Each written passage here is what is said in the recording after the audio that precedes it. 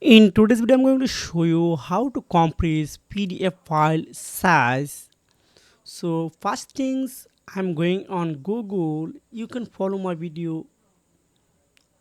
Then I open I love PDF because this is very easy drag and drop website. You don't need login here. So you need to select your file here. So I want to upload my file. You can see it's already uploaded through my this one, and it's already 77 MB and 176 pages. So now I click on compressed PDF.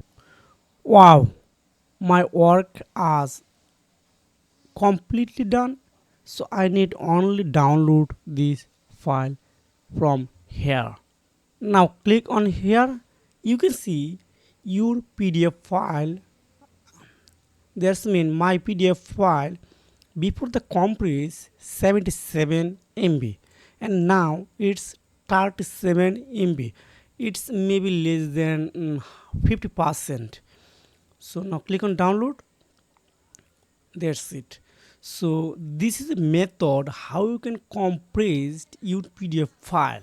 So if you have found this video helpful for you, make sure like and subscribe the channel. If you have any questions, please comment below. See you again. Take care. Goodbye.